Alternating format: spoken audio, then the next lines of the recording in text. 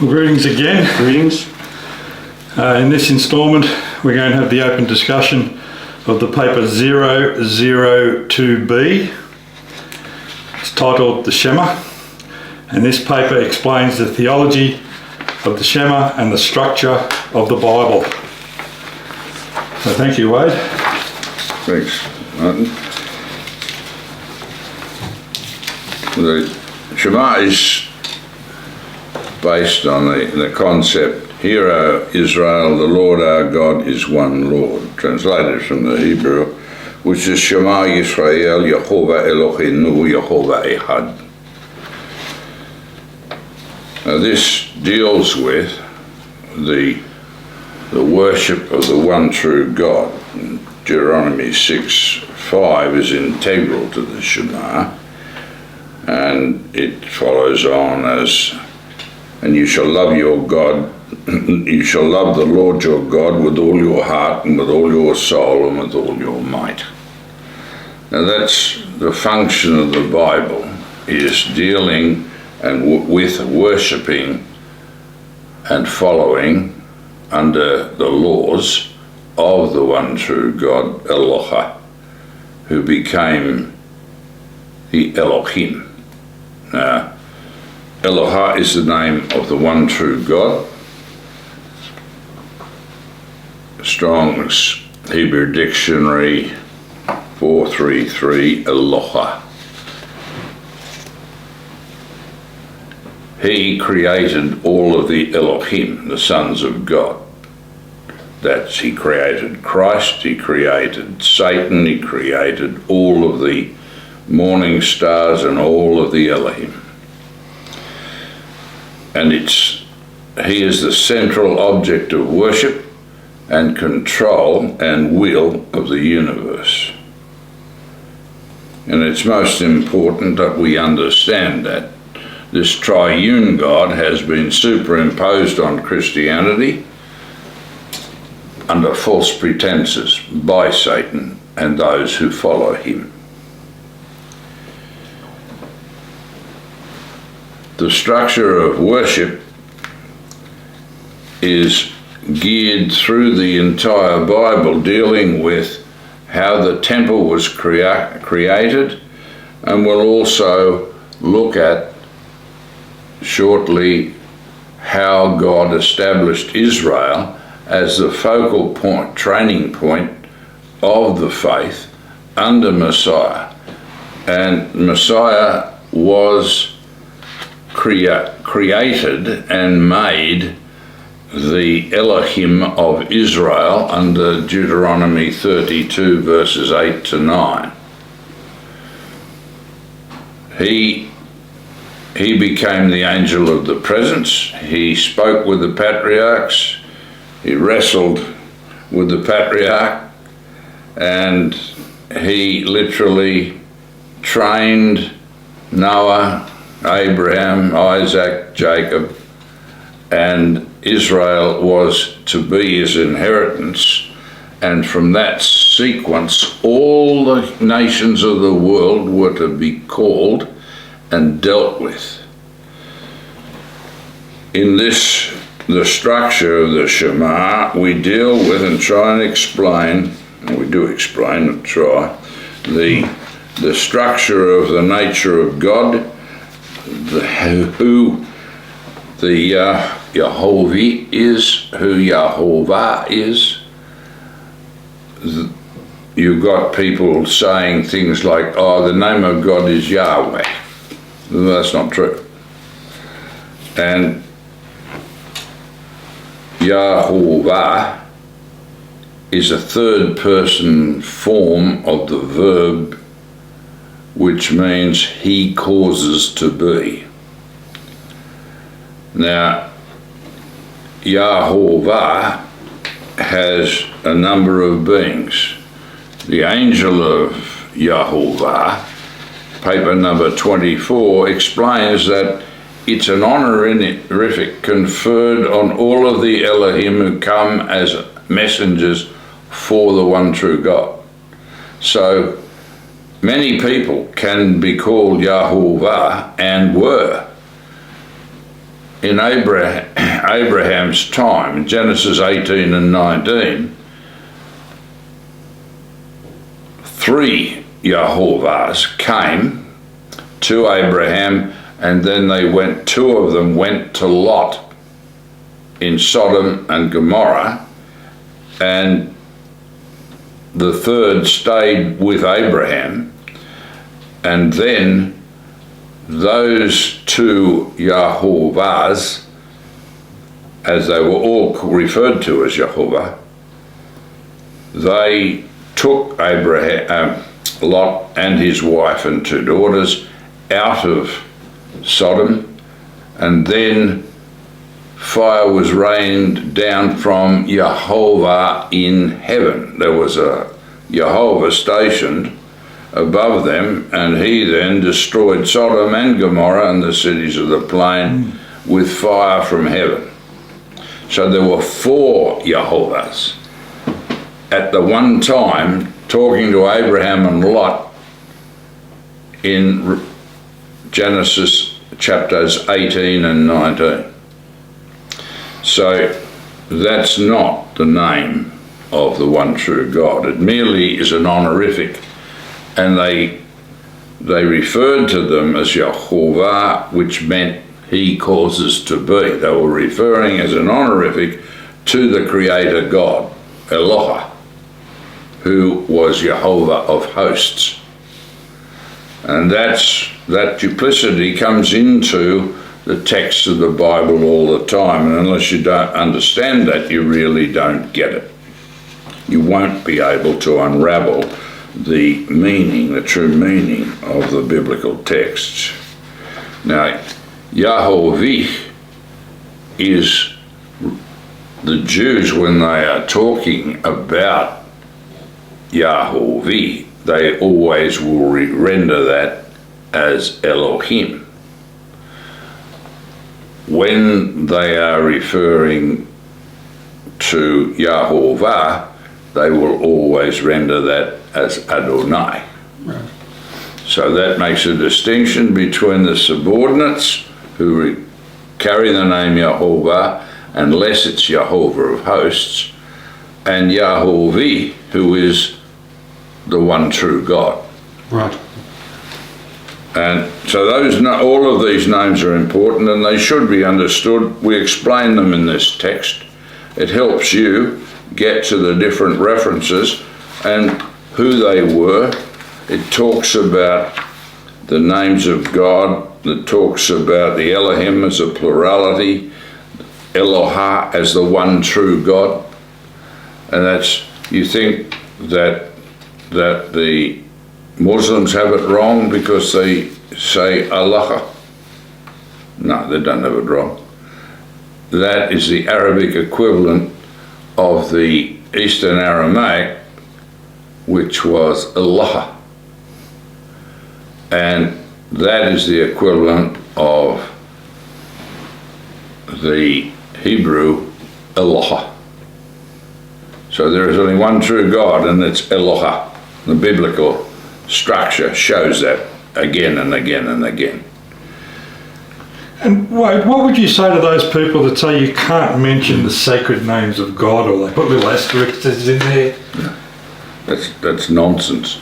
That comes from these traditions through these people who think that if you utter the name, you have control over the spirit. We covered that in the work Abracadabra, the meaning of names. Right.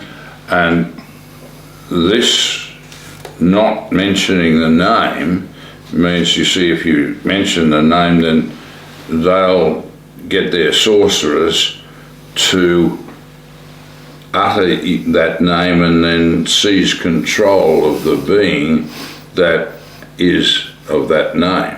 Right. So that's why the Jews, when you see in texts, where's the O gone? Yes. GD. Good. Yeah. Right. Yes, it's done so that it's based from a pagan, heretical concept that by uttering the name you have control over the deity. Right. And that's what it is, and it's got nothing to do with the Bible. And that part of the paper here that talks about those names and has links to the other papers of that, help us to understand the significance of the number of names that God goes by and the actual meaning of each of those names, from His mercy right through His awesome power. Yes, the names of God are listed in 116, and that understanding those names is very important to understanding what's happening in the activities of God in the Bible. Right. And Yahovah Sabaoth, for instance, is one name of God. So Yahovah of the hosts. Right. And you get renderings from different systems. But the Elohim as a plurality is dealt with here. And when Eloah created the Holy Spirit, and that was the first of His creations, because He needed the Holy Spirit in order to tie the Elohim into Him. So Eloah created the Holy Spirit, and then He created Christ, Satan, and the other sons of God. And then He tied them, gave them the Holy Spirit, which tied them into Him. So then He changed name to Ha-Elohim, which means the God. Right. So the Elohim. Elohim. Right. So there were all of the other sons of God who were Elohim, but He was the central, the Elohim. And of course the Holy Spirit isn't an Elohim. It is the power Yes, of. the power of Eloah Right. as Elohim. Yeah. Now, that was carried over when the Septuagint was translated, that is, when the Masoretic text was translated to the Septuagint. They created terms in the Greek which they didn't have in the Greek language, and which explained the Hebrew terms. Right.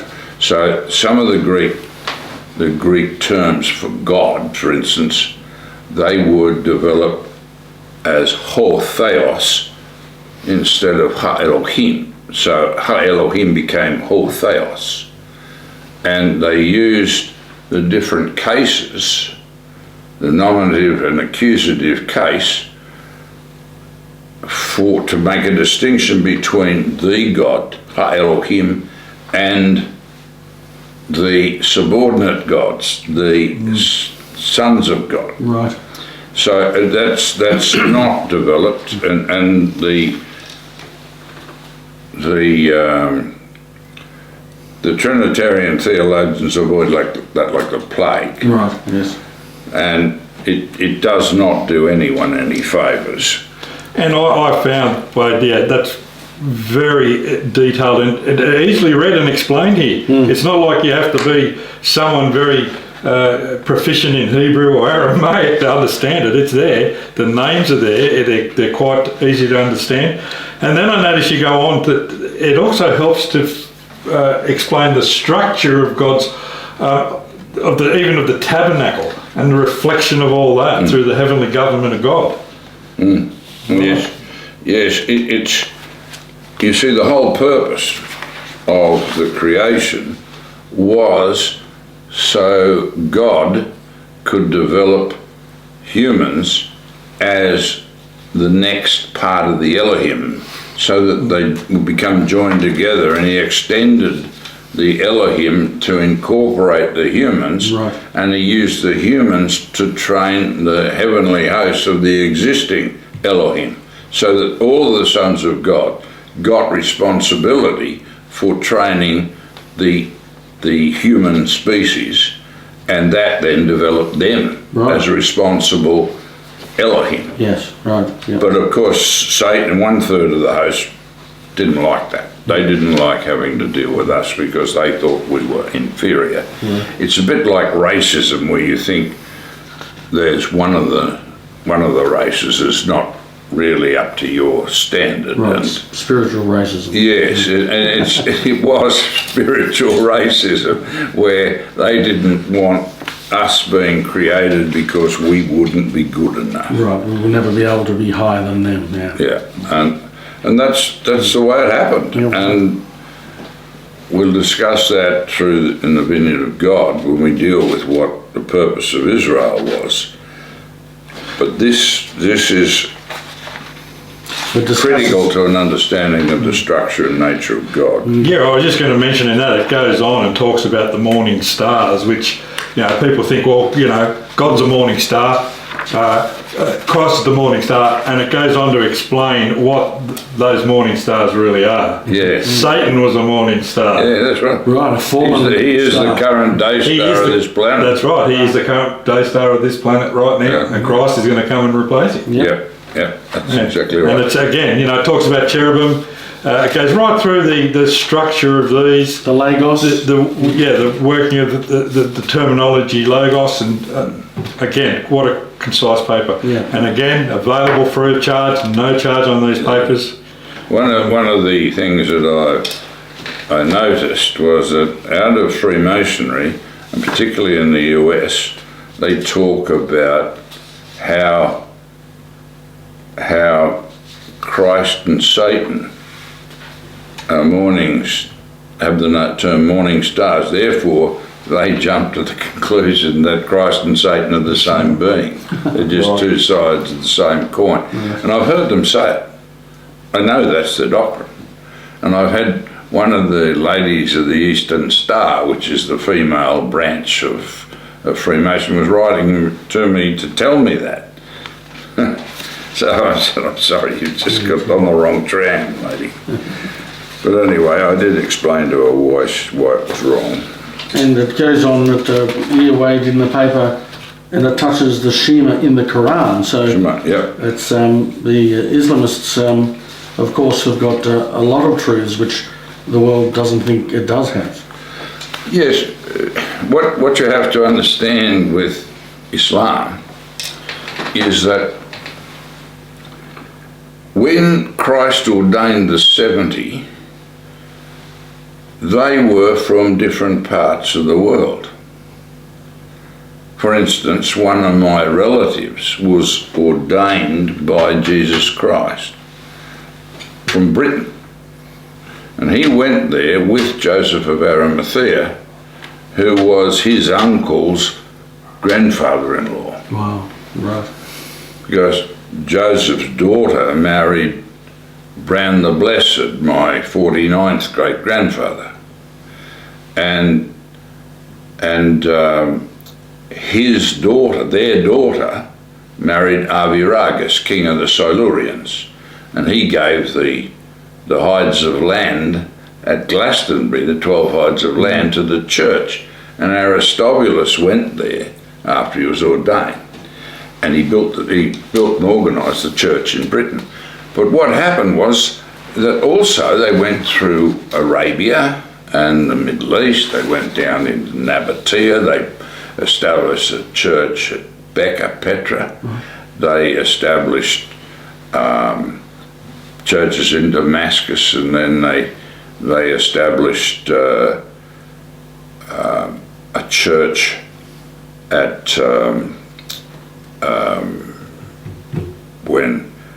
when they had to have the Hijrah, there was a church there at in the city that they fled to, and the church that was at Becca was joined. He became, that's the prophet Qasim, and his name wasn't Muhammad at all, it was Qasim. He became a member of the church. He went to work for a family of Christians who were of Jewish descent. So there was this family of Christian Jews at Becca, not Mecca. Right. And Khadijah was the woman. They call her Khadijah the Great within Islam. Right. She was the wife of the Prophet and a major figure. Now, her uncle taught Qasim the scriptures, taught him the Bible, taught him how to read. First of all, he didn't even know how to read. But they taught him how to read, taught him the scriptures. In fact, he learnt from the biblical structure how to read and write, and the understanding of the nature of God. He also was taught the calendar, the temple calendar. We know that because he kept a different calendar to the Jews, the Hillel worshipping Jews at the time, and the church at Becca kept a different calendar to the Jews operating out of Hillel through. There was no temple in those days, and they had a different system, and Qasim developed the faith and ultimately became the head of the church at Becca. And Muhammad means the council of the church. That's the name of the Mohammedans. And so you can develop Mohammedan status by simply becoming an elder of the church. Right. So, and that's what it means. Not very understood by a lot of people. No, it's not understood. And look, the Shema is not a mystical book. It's actually attached to Deuteronomy, isn't it? Yes, it's right. It's the structure of the book, really. Structure of Deuteronomy. Yeah. Deuteronomy 6:5. All right. Well, look again, Wade. Thank you so much. Again, the paper's available. There's a lot of detail in it, and you won't necessarily be sitting there at the end of it scratching your head, because they are quite explanatory. There is more in detail in here than what we've discussed. It's very expansive. So please get the paper, and then you'll be able to understand the Godhead relationship, how it should be. Yes, it's written to be understood, not in academic officialese or whatever. So, all right, until the next instalment. See you soon.